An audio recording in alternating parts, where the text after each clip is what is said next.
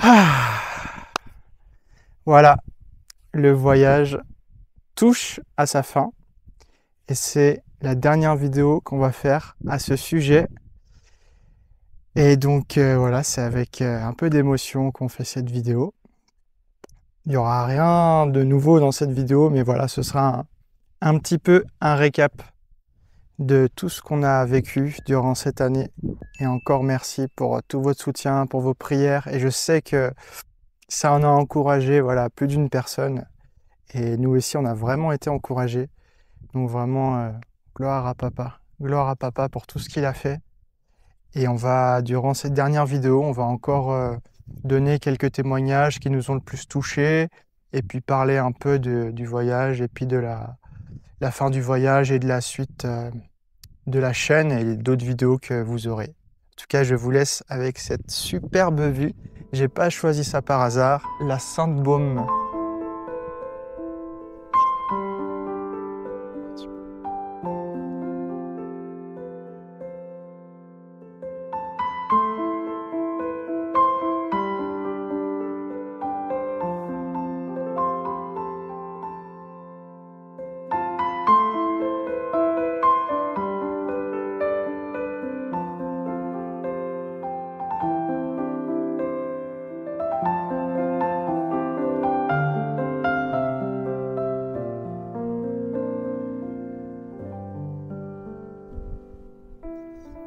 Voilà, tout d'abord, merci. Merci à tous les frères et sœurs, les amis qui nous ont soutenus dans la prière, qui nous ont soutenus financièrement, qui nous ont soutenus spirituellement, amicalement, en étant là pour nous durant cette année. Et vous qui êtes encore là, merci, merci du fond du cœur.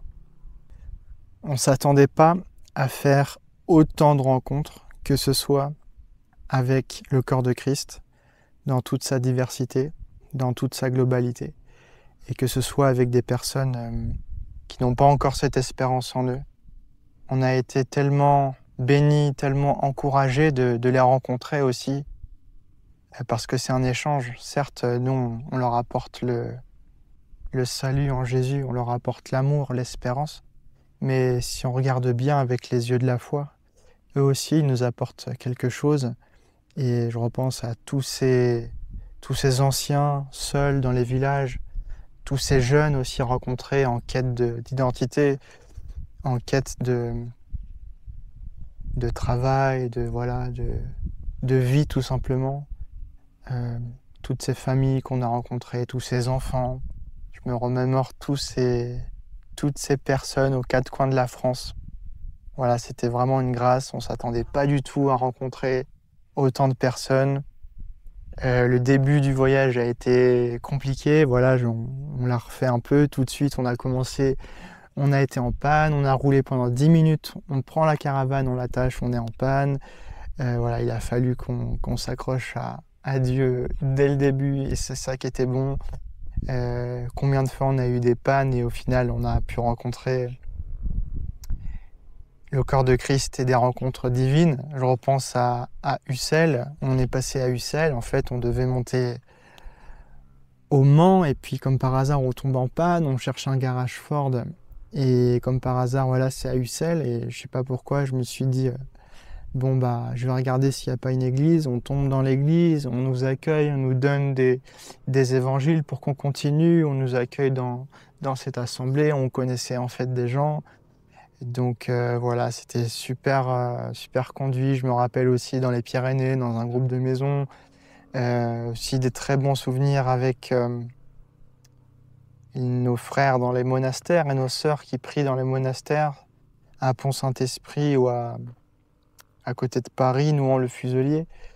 En fait, vraiment, on a pu voir toute la diversité du corps de Christ. Et quand on a les yeux ouverts sur ce qu'est le corps de Christ, c'est-à-dire tout simplement Christ lui-même, dans l'autre personne, ben, en fait, c'est magnifique. Quand on fait tomber tous les jugements, tous les a priori, tous les choses qu'on a pu nous dire ou quoi, et en fait qu'on ouvre juste notre cœur à Christ et puis à l'autre, on voit vraiment l'Église dans toute sa splendeur, dans toute sa beauté.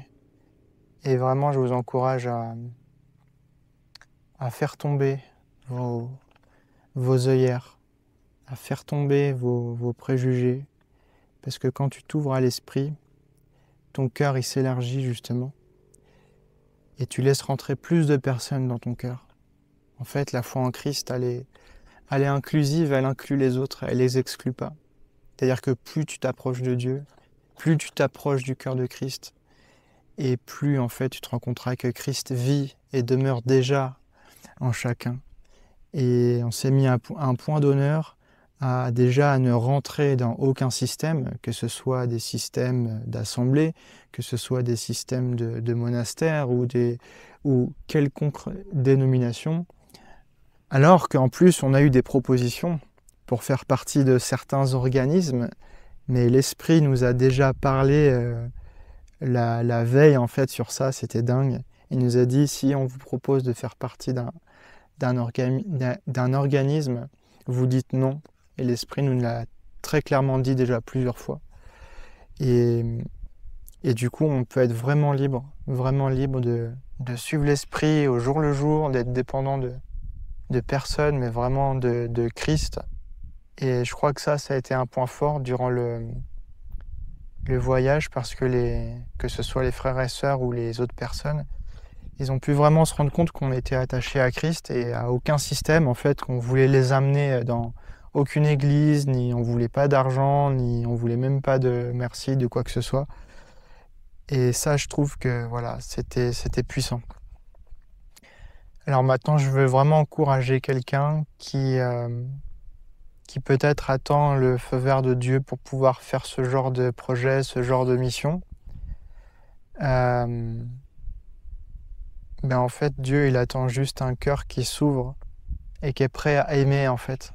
Et il faut vraiment y aller avec l'amour de Dieu, avec le cœur de Jésus.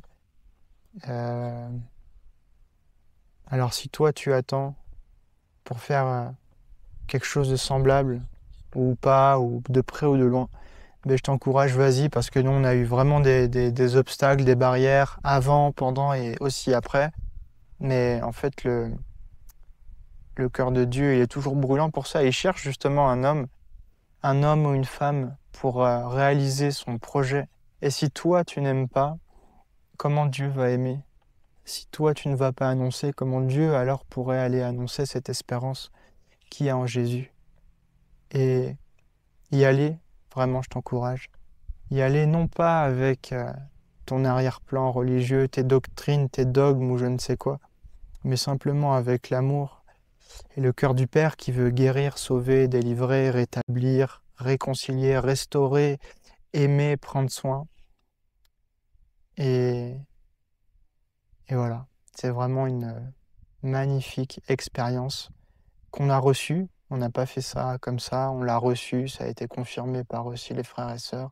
Mais premièrement dans nos cœurs, et on a juste déployé ce que Dieu a mis en nous, le talent que Dieu a mis en nous.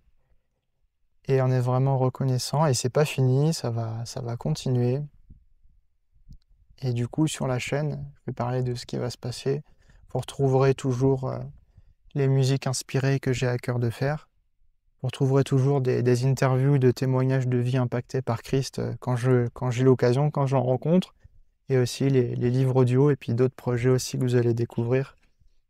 En tout cas, vraiment merci et je vous laisse avec cette magnifique vue.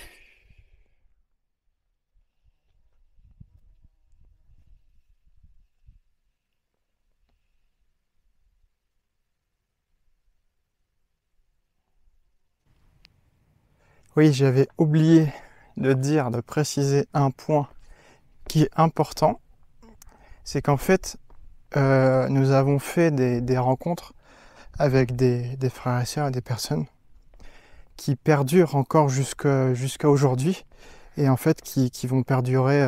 Voilà, c'est des rencontres vraiment, comment dire, voilà, des rencontres célestes, mais aussi des rencontres voilà, qui vont perdurer dans le temps et qui perdure encore des mois et des mois et des mois après. Donc c'est vraiment, voilà, je tenais à le préciser que c'est vraiment une bénédiction d'avoir rencontré des cœurs comme ça. Je pense que vous vous reconnaîtrez aisément. Et donc voilà quoi, là on descend, mais c'était la vraie fin.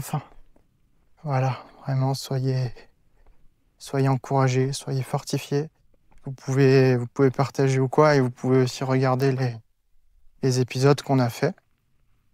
Et puis je ferai un petit, vraiment en dernière vidéo, je ferai un petit best-of de tous les moments, de toutes les vidéos. Je ferai petite vidéo qui va faire un petit best-of.